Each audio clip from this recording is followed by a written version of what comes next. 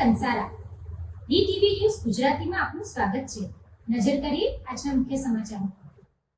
અંકલેશ્વર નગરપાલિકાની આવનારી ચૂંટણીને લઈને પ્રાંત કચેરી ખાતે ફોર્મ ચકાસણી પ્રક્રિયા હાથ ધરવામાં આવી હતી. ચૂંટણી અધિકારી ભવદીપસિંહ જાડેજા અને મામલતદાર રાજન વસાવાની હાજરીમાં ઉમેદવારો દ્વારા ભરાયેલા ફોર્મની વિગતવાર તપાસ કરવામાં આવી હતી. અંકલેશ્વર નગરપાલિકાની ચૂંટણી માટે કુલ 9 વોર્ડની 36 બેઠકો માટે 107 ઉમેદવારી ફોર્મ ભરાયા હતા, જ્યારે અંકલેશ્વર તાલુકા પંચાયતની 26 બેઠકો માટે 67 ઉમેદવારી ફોર્મ દાખલ થયા છે.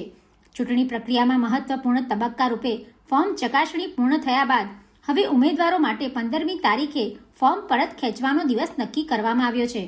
આ દિવસે અંતિમ ઉમેદવારોની યાદી સ્પષ્ટ થશે અને ચૂંટણીનું ચિત્ર વધુ સ્પષ્ટ બનશે. ચૂંટણી તંત્ર દ્વારા તમામ પ્રક્રિયાઓ પારદર્શક અને નિયમ મુજબ હાથ ધરવામાં આવી રહી હોવાનું અધિકારીઓએ જણાવ્યું હતું.